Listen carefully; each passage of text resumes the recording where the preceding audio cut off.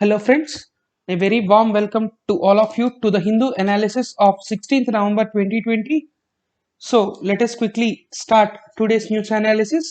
आज का न्यूज़ में भी बस कुछ ऐसे इंपॉर्टेंट आर्टिकल्स हैं जिनके बारे में आप लोगों को काफ़ी ज़्यादा जानना चाहिए और कुछ आर्टिकल्स ऐसे हैं जो पिछले कुछ चीज़ों जिनके बारे में हम लोग डिस्कस कर रहे हैं उसका कंटिन्यूशन है. So, let us quickly start today's class.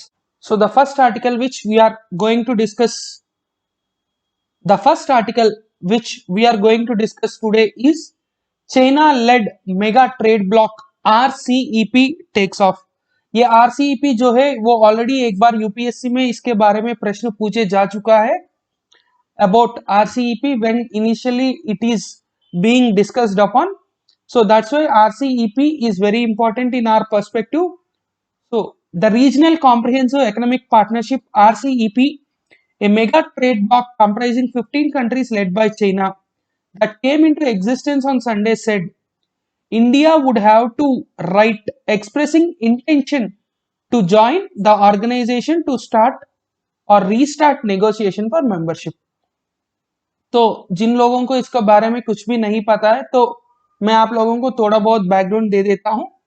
RCEP जो है रीजनल कॉम्प्रिहेंसिव इकोनॉमिक पार्टनरशिप, ये एक फ्री ट्रेड एग्रीमेंट है, मल्टीलैटरल फ्री ट्रेड एग्रीमेंट है, यानी कि 15 देशों के बीच में एक फ्री ट्रेड एग्रीमेंट है और इस एग्रीमेंट में भारत को भी साइन करवाने की काफी ज्यादा कोशिश की गई है, लेकिन अपने इंटरनल सिक्योरिटी के लिए, अपने ट्रेड को बचाने के लिए भारत ने इसमें ज्वाइन करने को मना कर दिया था because of fear that Chinese will dump the goods if these people are given a chance. यानी कि अगर हम लोग चीन को एक ऐसा मौके दे कि वो लोग हमसे फ्री ट्रेड कर सके तो वो लोग सारे चीजें जो है वो भारत में डंप कर देते हैं और उसकी वजह से जितने भी लोकल मैन्युफैक्चर है सबको ये दिक्कत पहुंच सकती है. सो that's why India did not join the regional comprehensive economic partnership. And now, when the RCEP is inaugurated, these people are now saying that if India wants to again start the discussions about joining RCEP, then India should give that in writing. The newly formed organization has laid down the path for restarting discussion that had failed to admit India earlier and said new developments will be taken into consideration when India reapplied. अगर India चाहती है कि उसको दोबारा इसमें entry मिले तो जब भारत अप्लाई करेगी तब और भी जितने भी नए डेवलपमेंट्स है वो सारे डेवलपमेंट्स के हिसाब से हम लोग डिस्कस करेंगे, ये कहना है आरसीईपी का. The RCEP signatory states will commence negotiations with India at any time after signing of the RCEP agreement once India submits a request in writing of its intention to accede to the RCEP agreement to the depository of the RCEP agreement, taking into consideration the latest status of India's participation in RCEP negotiations and any development thereafter. हम लोग शायद 3-4 दिन के पहले ही एक चीज हम लोग डिस्कस किया था कि हमारे प्रधानमंत्री जी जब आसियान के 37th कॉन्फ्रेंस को डिजिटली एड्रेस किया था तो तब उन्होंने कहा था कि हमारे बॉर्डर इश्यूज या हमारे नाइबरहुड इश्यूज को लेके काफी ज्यादा हम लोग अलर्ट रहना चाहिए और उसको जितना जल्दी हो पाए उतना जल्दी खत्म कर लेना चाहिए सारे जो इश्यूज को. उस चीज को लेके अब यहाँ पे बात ये की जा रही है कि अगर कोई भी कंट्री जो आरसीईपी साइन किया है वो भारत से नेगोशिएट करवाना चाहती है तो भारत सबसे पहले एक लेटर देना चाहिए कि हम लोग इस आरसीईपी में आने के लिए तैयार है. Then RCEP consist of 10 ASEAN members and Australia, China, Japan, South Korea and New Zealand. तो ये सारे आसियान के अलावा जितने भी कंट्रीज है वो स्ट्रेटेजिकली हम लोगों को काफी ज्यादा इंपॉर्टेंट है, लेकिन इसमें हम लोगों को एक ही दिक्कत है और वो है चाइना. ऑलरेडी चाइना की ट्रेड पॉलिसी से हम लोग काफी ज्यादा प्रॉब्लम्स फेस कर रहे हैं क्योंकि हमारा बैलेंस शीट जो है वो चीन के तरह काफी ज्यादा एडवांटेजेस है और हम लोग ट्रेड डेफिसिट में है, उस ट्रेड डेफिसिट को कॉम्पनसेट करने के लिए हम लोग काफी ज्यादा प्रॉब्लम्स फेस कर रहे हैं। और इसी दौरान में जब ये आरसीईपी जो है वो फ्री ट्रेड एग्रीमेंट देगी चीन को, so when China gets the free trade agreement in this RCEP, that will be a very very big problem for India. So that's why India is very firm that it will not sign RCEP agreement, because the agreement is unduly doing favors to one country, that is China. The China-backed group is expected to represent at least 30% of world's GDP. ये कुछ normal number नहीं है, काफी बड़ा number है दोस्तों. 30% of global GDP and will emerge as the largest free trade agreement in the world. क्योंकि यहाँ पे China, Japan, South Korea, Australia सारे कंट्रीज जो है वो काफी वेल एस्टेब्लिश्ड इकोनॉमीज है, और इसलिए इसको world's largest free trade agreement भी कहा गया है. The mega trade bloc is a landmark trade initiative which is expected to boost commerce among member countries spread along the Asia Pacific region. यानी कि जितने भी कंट्रीज एशिया और Pacific ocean के बीच में, यानी कि एशियन कंट्रीज जो पैसिफिक ओशन की तरफ है, इन सारे देशों में एक दूसरे के बीच एक तरह संबंध रखना और फ्री ट्रेड रखना इस आरसीईपी का सबसे बड़ा उद्देश्य है.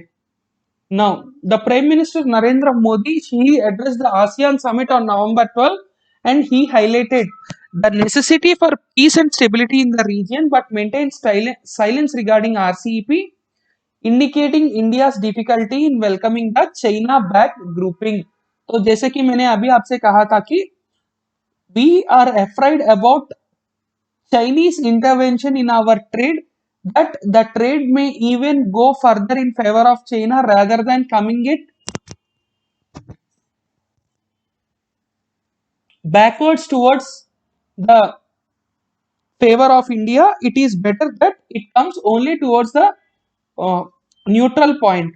तो इसलिए हम लोग जो है वो बिल्कुल आगे नहीं बढ़ रहे हैं इस आरसीईपी को लेके. India's ties with China in recent months have been disturbed by the military tensions in eastern Ladakh along LAC. आप लोग जानते ही है कि लाइन ऑफ एक्चुअल कंट्रोल जो ईस्टर्न लद्दाख की एरिया में है, वहां पे काफी ज्यादा प्रॉब्लम हो रही है इंडिया और चाइना के बीच में. In the meanwhile, India had also held maritime exercise with Japan, Australia and United States for the Quad. Quad जो है वो एक एंटी चाइना ऑर्गेनाइजेशन है, और उसमें हम लोग यूएसए, जापान, ऑस्ट्रेलिया के साथ एक्सरसाइजेस भी की थी. लेकिन यहाँ पे नोट करने वाले बात यह है कि the Japanese and the Australians did not get influenced with the Quad, and they remain the members or the signatories of RCEP. यानी कि वो लोग क्वाड में भी है और RCEP में भी मौजूद है. Experts are interpreting the beginning of RCEP as a major development that will help China and trade in Asia Pacific region in the post COVID scenario. अभी जो कोविड-19 महामारी की हालत है, इस हालत में चाइना और सारे एशिया पैसिफिक कंट्रीज को एक तरह की बूस्ट देने वाली एक एग्रीमेंट जैसा दिख रही है ये RCEP. Then how is it a leverage for China? The agreement means a lot of China, as it will give access to the Japanese and South Korean markets in a big way, because the three countries still now did not have their FTA. यानी कि जो जापानी market और south Korean market जो है वो पूरी तरह ओपन हो जाएगी अब चाइना के लिए. And because these countries did not have a free trade agreement, now it will be a far more beneficiary. And exactly this is the point where India was worried a lot about the development.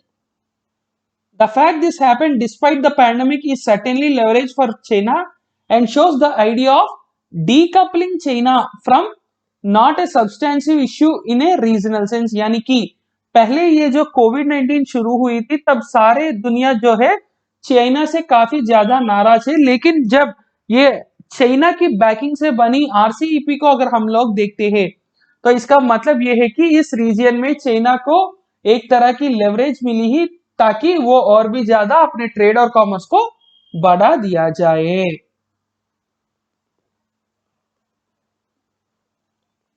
लेकिन India has ended the negotiation on RCEP last November over the terms that were perceived to be against its interest. क्योंकि कई सारे चीजें ऐसे हैं जो भारत के अलावा चाइना को काफी ज्यादा फायदा मिलेगा और उस वजह से भारत में जितने भी लोकल व्यापारी हैं उनको काफी ज्यादा प्रॉब्लम हो सकती है, इसलिए भारत आरसीईपी में ज्वाइन नहीं की थी. While the door remains India for to join, a degree of cynicism among trade representatives in the region after how the negotiations turned out. इसका मतलब यह है कि अब एक तरह से डाउट आया है, क्योंकि पिछले बार जब इतने सारे नेगोशिएशंस की गई थी फिर भी कुछ रिजल्ट नहीं मिला, तो इस वजह से when there were lot of negotiations but there was no result, there is a sense of doubt or mutual distrust between the countries relating to this RCEP. Except perhaps with Australia and Japan, there is a sense that India increasingly turning inward does not connect with a region looking to come together. यानी कि जब हम लोग अपने आत्मनिर्भर या self sufficient बनना चाह रहे हैं और उसी समय हमारा रीजन जो है वो यूनिटी के दिखाने की कोशिश की जा रही है, इस समय अगर हम लोग ऐसा करेंगे तो ये थोड़ा हम लोगों को मुश्किल भी हो सकती है.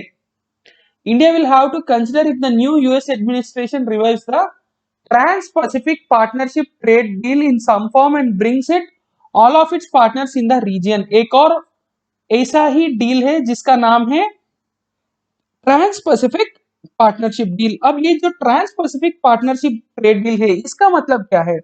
This trans pacific partnership trade deal is something which is backed by US. US से जितने भी कंट्रीज ये डील साइन करते हैं, जो कंट्रीज पैसिफिक ओशन और पैसिफिक एशिया और पैसिफिक ओशन के किनारे पड़ते हैं, उस सारे कंट्रीज को, जितने भी अमेरिका के मित्र हैं वो सारे कंट्रीज ये साइन करते हैं. And this will bring a free trade agreement between USA and all the signatories of this particular agreement. Now what is the situation?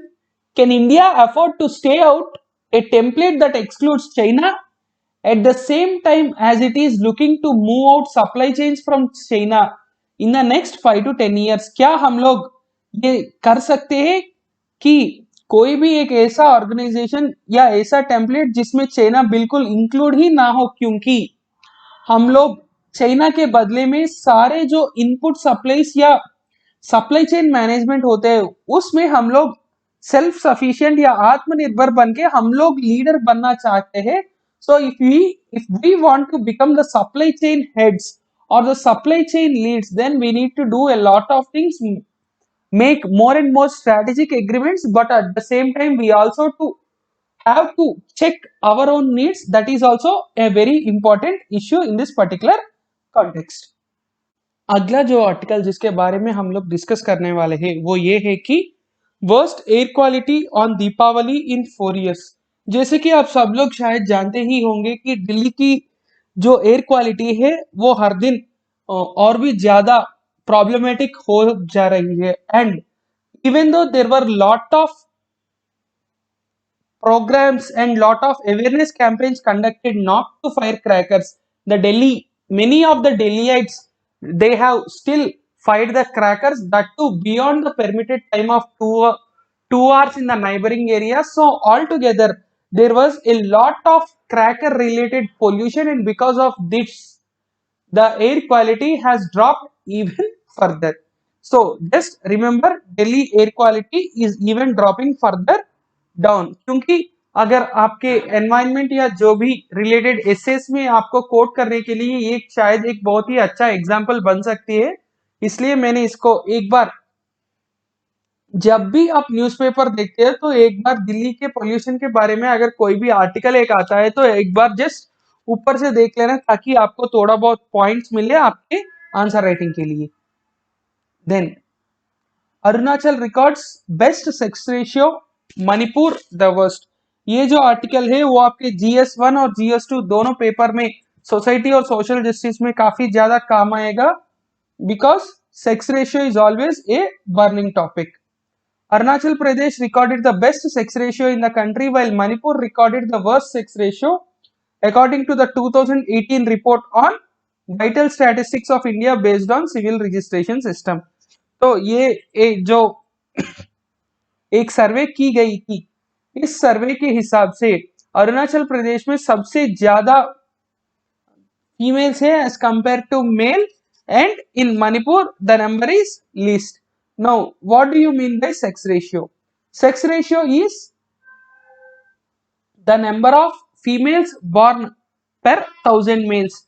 यानी कि अगर आप ऐसा मान के चलिए जनवरी 1 से दिसंबर 1 तक या दिसंबर 31 तक किसी भी एक एरिया में 100 बच्चे 200 बच्चे पैदा हुए, या आप ऐसा मान के चलिए there were 1000 boys who were born. Now when compared to these 1000 boys, how many girls were born?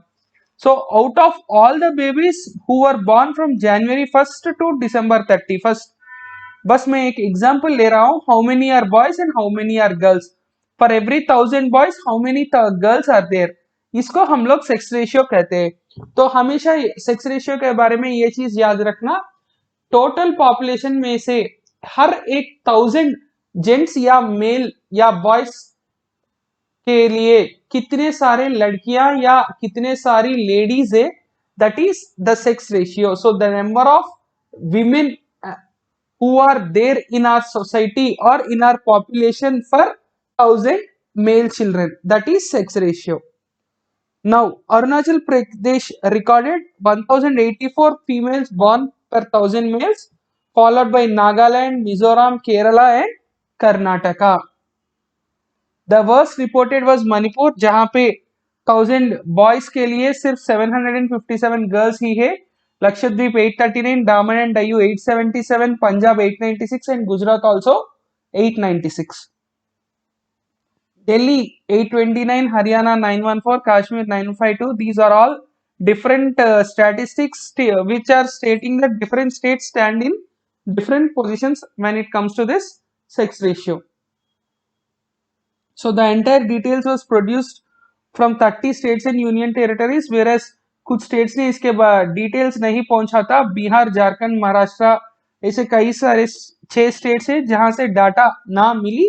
बाकी सारे स्टेट्स में अगर आप लोग देखेंगे तो Arunachal Pradesh is the best and Manipur is the worst sex ratio. Now another important thing which was highlighted in this particular survey is the number of births registered has increased almost by 9%. तो ये काफी महत्वपूर्ण चीज है दोस्तों. अगर 8 से 9% लोग अपने बर्थ और डेथ जो है वो रजिस्टर कर रहे हैं, इसका मतलब ये है कि now those people will have one document which supports every legitimacy of that child, everything related to that child, who are the child's parents, when was he born, what is the thing, and everything related to that child will be recorded officially, and that helps a lot in the future of the child. And the prescribed time limit for the registration of either a birth or a death is 21 years, and some states even take the registrations after 1 or 2 years by charging some particular amount. So actually if the birth or the death, if it is registered before 21 days, it should be done free of cost, because they are doing it within 21 days after the birth or death of the person. Then if it is reported from 21 to 30 days, it can be registered on payment of a prescribed fees. क्योंकि ये लोग 21 दिन में नहीं आ पाए, इसलिए 21 से 30 दिन तक वो लोग कुछ पैसा भरना पड़ेगा, उसके बाद रजिस्ट्रेशन की जाएगी. अगर 30 दिन से ज्यादा और 1 साल से कम हुआ है तो एक नोटरी के समक्ष में नोटरी करवाना पड़ेगा, और उस नोटरी को गारंटी में लेके यहाँ पे बर्थ सर्टिफिकेट जो है वो इश्यू की जाएगी. लेकिन अगर 1 साल के बाद अगर किसी भी एक बच्चा को या एक बच्ची को हम लोग बर्थ सर्टिफिकेट करवाना चाहते हैं तो वो बहुत बड़ा प्रॉब्लम होगी शायद, क्योंकि उसमें काफी सारे कॉन्ग्रेंसेस भी अक्कर हो सकते हैं. इसलिए ये लोग जब 1 साल के बाद बर्थ सर्टिफिकेट की बात करते हैं तो वो थोड़ा बहुत ज्यादा टाइम लेने वाला है. Because the births and deaths reported after 1 year of occurrence shall be registered only on the order of magistrate of the first class, यानी कि फर्स्ट क्लास मजिस्ट्रेट के आदेश के अनुसार ही जितने भी 1 साल से भी बाद रजिस्ट्रेशन होंगे उसको रजिस्टर करवा जाएगा. So that is some basic thing about the sex ratio. What is meant by sex ratio and how are the birth and death certificates registered, so that it will be helpful somewhere or the other for you people. ये article जो है इसमें sex ratio जो है वो काफी ज्यादा important है, because sex ratio is also one of the key indicators in any country. Next, accused can get bail if probe is not over in time. अगर सही समय में जितने भी इन्वेस्टिगेशन है वो इन्वेस्टिगेशन अगर ठीक से नहीं हो पाएगा तो वो जो एक्यूज्ड होगा उसको बेल का अधिकार मिलेगा, ये कहना है सुप्रीम कोर्ट का. अगला जो आर्टिकल जिसके बारे में हम लोग पढ़ेंगे, accused can get bail if probe is not over in time. आप लोगों में से कई सारे लोग ये चीज जानते ही होंगे कि बेल जो है वो कई सारे बार ऐसा होता है कि प्रॉपरली नहीं दी जाती है. उस वजह से even when there is a inquiry going on, जब एक इंक्वायरी चल रहा है तब भी उस एक्यूज्ड को अंदर बैठना पड़ेगा. लेकिन अगर बाद में ये पता चला कि उन्होंने कुछ गलती नहीं की है, he did not do anything, then उसका सारा रेपुटेशन जो है वो पूरी तरह से खराब हो जाएगा. he will not be able to show his face in the public because there will be a stamp on him that he has gone to jail and come, but in reality he did not do any crime. He was only accused, but later it was proved that all the accusations are wrong. तो इन सारे चीजों के बारे में ये जो article है supreme court ने कुछ कहा था उसके बारे में हम लोग अब डिस्कस करेंगे. An accused, irrespective of the merits of the case against him, should be granted default or compulsive bail if the investigative agency does not complete the probe within a prescribed time limit. Supreme court एक judgement ने ऐसा कहा था कि अगर कोई भी investigating agency, चाहे वो स्टेट पुलिस हो या सीबीआई हो या सीआईडी हो या जो भी अदर इन्वेस्टिगेटिव एजेंसी, एनआईए हो, रॉ हो. So RAW is not an investigative agency. All the others are investigative agencies. So any investigative agency which is looking into that particular issue, अगर वो लोग time frame के अंदर if they are unable to prove him guilty, then at least he should be given bail, because if the case is going to take a lot more time to investigate, then the accused must be given at least a bail. That is what Supreme Court has said. और justice U U Lalit ji ने ये भी कहा था कि in England even a person accused of grave offences such as treason could not be indefinitely detained in prison till the commencement of the trial. इसका मतलब ये है कि अगर किसी के ऊपर राजद्रोह यानी कि something he did against the country, treason की रूप से चार्जेस लगाई गई है, तब भी उनको इंडेफिनिट टाइम के लिए अंदर नहीं रख सकते. उसको एक टाइम फ्रेम के समय तक ही अंदर रख सकते हैं. उसके बाद उन लोगों को क्या करना पड़ेगा, उन लोगों को ये करना पड़ेगा कि directly they have to bring him into the court and start the process of hearing, जिसको हम लोग क्या कहते हैं, ट्रेल कहते हैं. अगर ट्रेल शुरू नहीं हुई इसका मतलब ये नहीं कि है कि उन लोगों को हमेशा के लिए आप लोग जेल के अंदर रखोगे. You should have a strict time frame to keep them inside. The court held that accused has an indefeasible right, एक ऐसा राइट जो सेपरेबल नहीं है, जो या हटा नहीं सकते, ऐसा एक राइट मिलता है सीआरपीसी के सेक्शन 167 ऑफ 2. आप लोग ये चीज याद रखना है दोस्तों, सारे क्रिमिनल प्रोसीडिंग्स जो है जो सीआरपीसी के अंदर ही आते हैं, जिसको हम लोग कोड ऑफ क्रिमिनल प्रोसीजर कहते हैं या क्रिमिनल प्रोसीजर कोड भी कहते हैं.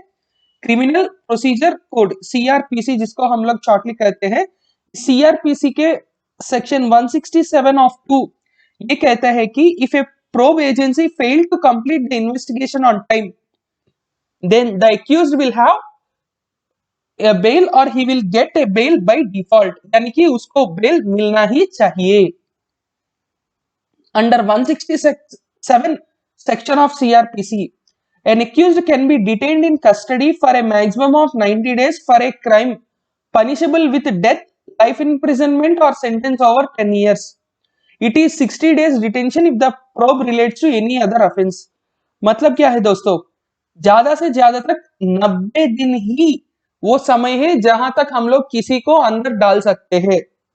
If the issue is so severe that he will be given either death or lifetime imprisonment or 10-year jail term. But उन्होंने कुछ नहीं किया था. If he has not done anything, or if he has done anything which does not attract offense, which is not more than 10 years, यानी कि 10 साल के अंदर ही कुछ ना कुछ ऑफेंस उन्होंने किया था, या इसके इस पे इंतजाम लगाया गया कि वो ऐसा शायद किया होगा, then it should be only 60 days of remand. Then इसके आगे कोर्ट और क्या कही थी? These time limits were set to ensure that agencies do not use the rules of an ongoing probe to keep people behind the bars indefinitely. ये provision इसलिए दिया गया है ताकि सारे जो एजेंसीज है वो इंडेफिनिट टाइम के लिए किसी को अंदर नहीं कर सके. So this acts as a check and balance so that no person will be detained beyond 90 days.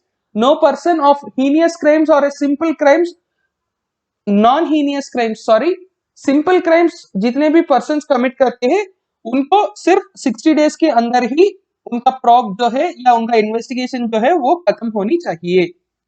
Now, magistrates have to mandatorily inform the accused, especially those from the poor sections, of their statutory right to apply for default bail.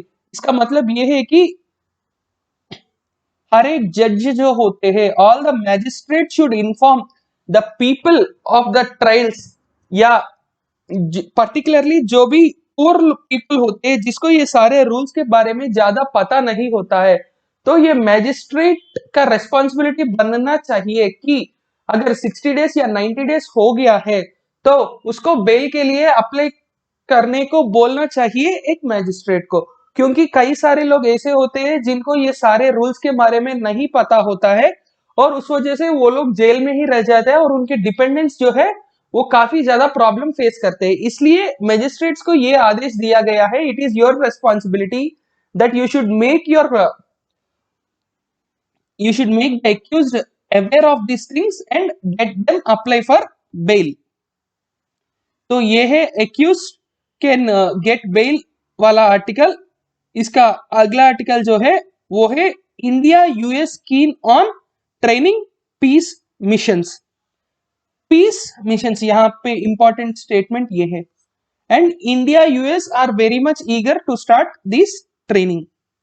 With China significantly scaling up its troop contribution of United Nations Peacekeeping Force, ये काफी महत्वपूर्ण organisation है. India and US are looking to undertake training of military personnel for the missions from Southeast Asian countries on the lines of ongoing initiative for African countries. पूरे मैं आपको एक बार बता देता हूं.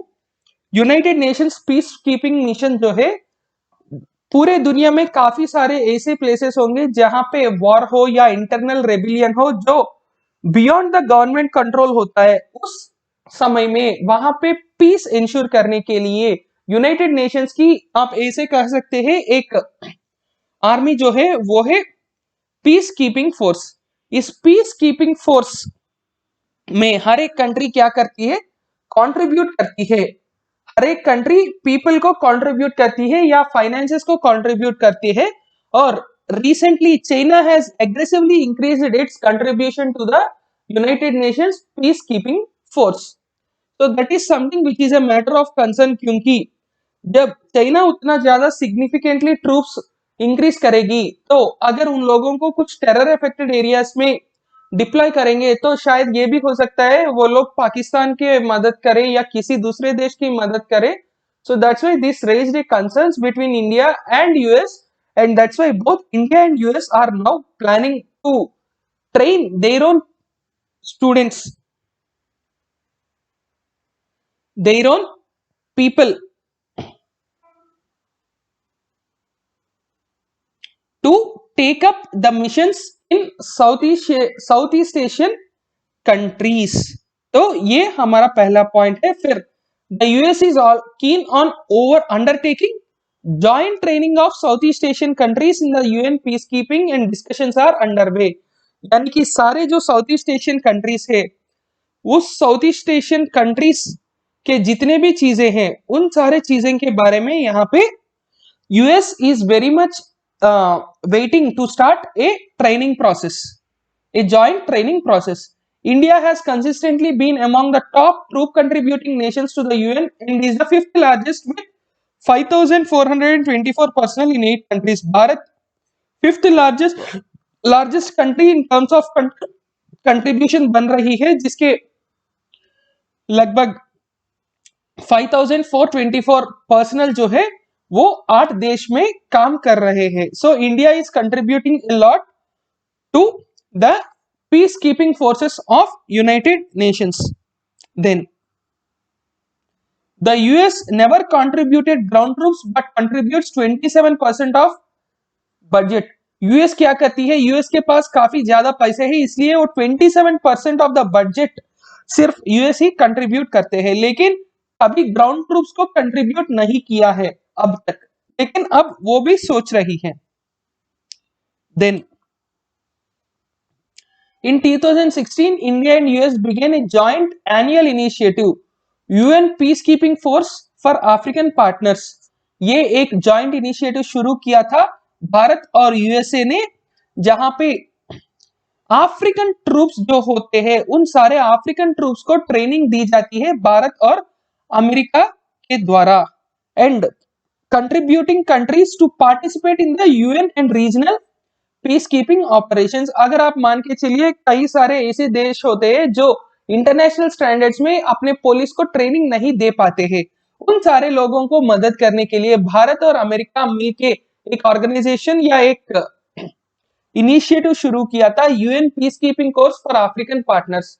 तो सारे अफ्रीकन कंट्रीज जिसके पास ये लॉजिस्टिकल और फिनेंशियल चीजें पॉसिबल नहीं है इन लोगों को ट्रेनिंग देने के लिए, तो इस इनिशिएटिव के दौरान उन लोगों को ट्रेनिंग दी जाती है और वो लोग अब यूएन पीस कीपिंग फोर्सेस में काम कर सकते हैं.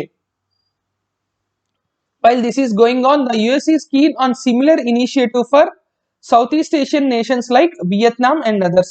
वियतनाम और जितने भी other south east Asian Nations है, वहां पे भी ऐसी एक इनिशिएटिव शुरू करने के लिए यूएस काफी ज्यादा इंटरेस्टेड है, because these countries are in the South China Sea, where the China is always seen as an aggressive country. China is significantly expanding its troop contribution to the UN. In addition to funding, said some other source.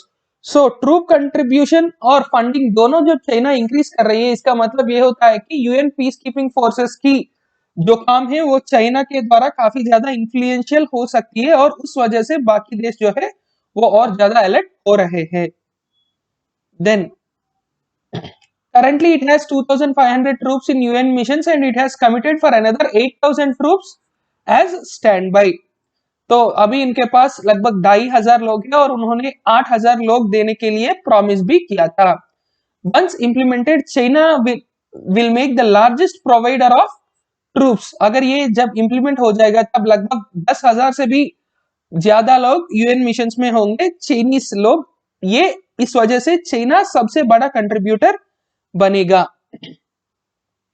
China contributes to 12% of general budget and 15% of peacekeeping budget, while India's contribution in terms of money is only 0.83% and 0.16% of the peacekeeping budget. यानी कि हम लोग ज्यादा से ज्यादा personal को send करते हैं, लेकिन हम लोग वहां के बजट में उतना ज्यादा कंट्रीब्यूट नहीं करते हैं. लेकिन चाइना और अमेरिका जो है वो सबसे बड़े रिचेस्ट कंट्रीज है, इसलिए वो लोग सबसे ज्यादा पैसे कहां पे करते हैं, वो लोग एडमिनिस्ट्रेटिव खर्चे के लिए ज्यादा पैसे कंट्रीब्यूट करते हैं. India has participated in almost 51 out of the 71 UN peacekeeping missions and contributed over 2 lakh people, क्योंकि ये मिशंस अलग अलग टाइम फ्रेम में अलग अलग एरियाज में होते हैं, तो इसलिए हम लोग ऑलमोस्ट 51 आउट ऑफ 71 रफली 70% ने हम लोग सारे मिशंस में भाग लिए थे, और लगभग 2 लाख हमारे जो मिलिट्री पर्सनल है उन लोगों को हम लोग वहां पे भेजा थे अलग अलग समय पे। Then India has troop deployment in Lebanon, Golan Heights, Congo, South Sudan and also staff officers in other missions, यानी कि कई सारे मिशंस में हम हमारे जो आर्मी के सोल्जर्स है वो मौजूद है, और कई अलग अलग प्लेसेस में हमारे बंदे जो है, हमारे ऑफिसर्स जो है वो वहां पे ऑफिसर्स के रूप में, स्टाफ ऑफिसर्स के रूप में काम कर रहे हैं। India has also kept 2 field hospitals, one in South Sudan, another one is Congo. South Sudan is the last country or the latest country to enter UNO. The latest country which joined UNO is South Sudan. और इस south Sudan में काफी ज्यादा problem हो रही है, इसलिए UN peace keeping forces वहां पे डिप्लॉय की गई है। UN peace keeping forces when they are working naturally few people will be injured, इसलिए वहां पे एक हॉस्पिटल भी शुरू किया था भारत ने। उसके अलावा कांगो में भी एक और हॉस्पिटल शुरू किया था, और इंडिया ने कजाकिस्तान के कंटिजेंट के साथ लेबनान के मिशन में भी इंडिया ने भाग ली थी। Then Bhutan also expressed interest to join a mission within the Indian contingent. एक चीज आप लोग याद रखना है दोस्तों, भूटान कई सारे इंटरनेशनल चीजों में भारत के पार्ट बन के वहां पे अपना रिप्रेजेंटेशन देती है, यानी कि भूटान के लिए भारत एक तरह से गार्डियन माना जाता है, क्योंकि भूटान में सिर्फ इंडियन एम्बेसी है और कोई देश का कोई भी एम्बेसी या कुछ भी ऐसा चीज नहीं है। And it Bhutan is very much dependent on a lot of things on India. ये चीज आप लोग हमेशा याद रखना है दोस्तों। So at present we have around 5500 troops in Asia, West Asia and Africa. इसके बारे में ऑलरेडी हम लोग डिस्कस कर चुके हैं। And their contribution has been applauded and by all, and Indian troops are the most sought after, यानी कि जो इंडियन ट्रूप्स होते हैं यूनियन पीस कीपिंग मिशंस में, हमारे लोग ही सबसे ज्यादा डिमांड में होते हैं, हमारे लोग ही सबसे ज्यादा रिक्वेस्ट की जाती है बाकी देशों से, क्योंकि because of the discipline and because of the work which we do here. Then an Indian battalion set to leave for South Sudan end of this month. The first batch of 200 personnel from the contingent to South Sudan is scheduled to leave on November 27. तो अगला जो mission है जिसमें India भाग लेने वाली है वो है साउथ सुडान में, and this month those people will go, and in the view of this new battalion this article was given. Then the next article, former CEC calls for a ban on opinion polls. Recently जो बिहार के चुनाव लड़ी गई थी उसमें opinion polls ने क्या reviews दिया, उसके बाद क्या हुआ, वो सारे चीज आप सब लोगों को ऑलरेडी मालूम ही है। So the former chief election commissioner Mr. S.Y. Qureshi called for a ban on opinion polls and also suggested counting of votes from VVPATs and not from EVMs. EVMs कहीं पे भी tamper as per election commission EVMs cannot be tampered, but still VVPAT is something which is even more genuine, क्योंकि हर एक VVPAT की जो slip होती है वो स्लिप हर काउंटिंग रिप्रेजेंटेटिव को दिखाने के बाद ही काउंट की जा सकती है, and that will be even more beneficiary and it will bring even more transparency in the entire election process. इसलिए वीवीपैट के को यूज करना चाहिए ईवीएम के बदले में, ऐसा कहना है फॉर्मर सीईसी कुरैशी साहब का। EC had been a powerful neutral umpire. ये एक सब बहुत ही बढ़िया फ्रेज है जो आप लोग कहीं पे भी इस्तेमाल कर सकते हैं। पावरफुल न्यूट्रल अंपायर, एक न्यूट्रल अंपायर की तरह ईसी इलेक्शन कमीशन हमेशा काम कर रही है, and it has never missed A deadline for elections.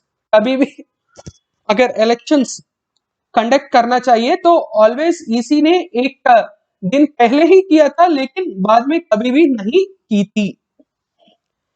And he also flagged the problem of criminalisation, क्योंकि ये एक सबसे बड़ा प्रॉब्लम है क्रिमिनलाइजेशन इन पॉलिटिक्स। लगभग 30 से 40% लोग या सदस्य जो है किसी भी चुनाव लड़ रहे हैं वो कोई ना कोई क्रिमिनल बैकग्राउंड उसका हो रहा है। ये एक सबसे बड़ा कॉज ऑफ कंसर्न भी है लोगों के दिमाग में। So he also mainly focused on this problem of criminalization. Among the reforms he suggested were changing the process of removal of election commissioners. जितने भी इलेक्शन कमिश्नर्स होंगे उनका रिमूवल प्रोसेस जो है उसको बदलाव लाना चाहिए, क्योंकि अभी जो प्रोसेस है उसमें on the recommendation of chief election commissioner, on the recommendation of CEC, they can be removed. But what about CEC? For CEC there is an impeachment by the parliament, यानी कि जो चीफ इलेक्शन कमिश्नर होता है उसको remove करने के लिए एक बड़ा प्रोसेस फॉलो करना पड़ेगा जिसको हम लोग इम्पीचमेंट कहते हैं। लेकिन ये जो बाकी इलेक्शन कमिश्नर्स होंगे उनको on recommendation of CEC remove किया जाएगा। सो ये एक कॉज ऑफ कंसर्न है। इसकी वजह से दोज पीपल जितने भी इलेक्शन कमिश्नर्स होंगे वो सारे लोग ऐसे फील कर रहे हैं कि वो लोग किसी एक नौकरी में प्रोबेशन में है, यानी कि कभी भी उनको निकाल दिया जा सकता है। And EC should have the power to deregister political parties. कई सारे ऐसे पॉलिटिकल पार्टीज होते हैं जो डिफंक्ट और बोगस पार्टीज होते हैं, और कई सारे पार्टी सिर्फ मनी लॉन्ड्रिंग के लिए ही इस्तेमाल की जाती है। इसलिए इलेक्शन कमीशन को डी रजिस्टर करने का अधिकार भी होना चाहिए, यानी कि इलेक्शन कमिश्नर और election commission should have the power to declare that this political party is not registered anymore. इसको हटा सकते हैं हम लोग।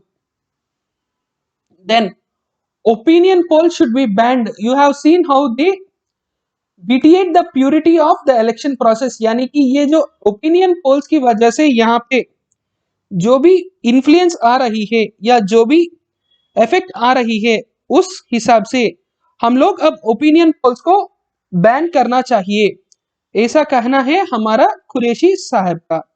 Then ministry seeks feedback. और एक और बात दोस्तों, इस चीफ इलेक्शन कमिश्नर का आर्टिकल को अगर आप सही तरह से समझना चाहिए तो आपको इलेक्शन कमीशन वाला चैप्टर जो है लक्ष्मीकांत हो या कोई भी और बुक हो जिसमें इलेक्शन कमीशन का चैप्टर एक बार आप रिवाइज कर लीजिए।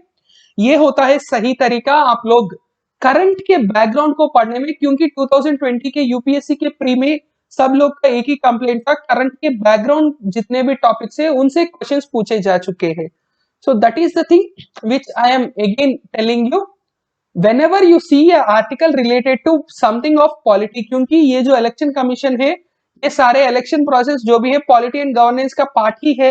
इसलिए अगर आप लोग अभी एक बार इलेक्शन कमीशन के बारे में पढ़ लेते तो यहाँ पे रिवीजन भी हो जाता है और you will understand the things better, because everything can not be discussed in this 1 hour of current Hindu analysis. क्योंकि हम लोग बस जो पेपर में आए हैं उसके हिसाब से हम लोग जो चीज समझना है वही समझेंगे, और जिसका बैकग्राउंड जो होता है वो बैकग्राउंड आप लोग अगर पढ़ते हो तो आपको भी ज्यादा फायदा मिलेगा। सो दैट्स व्हाई इलेक्शन कमीशन वाला चैप्टर जो है लक्ष्मीकांत में या जो आपका नोट्स है वहां से एक बार पढ़ लेना। Ministry seeks feedback on draft social security rules. ये एक चीज होता है, हर एक एक्ट कुछ दिन के लिए पब्लिक डोमेन में लेके आ जाते हैं ताकि पीपल का ओपिनियन भी उसमें बताए। The Union Labor and Employment Ministry has notified the draft rules under the Code on Social Security 2020, which proposes to provide unorganized sector, gig and platform workers access to social security benefits through a government portal.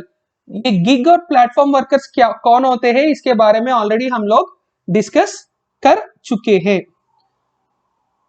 Ministry notified the draft rules on November 13 and sought suggestions and objections within 45 days. ये 45 day window दी गई है जहां पे हम लोग अगर हमारी कोई भी विचार है वो पेश कर सकते हैं।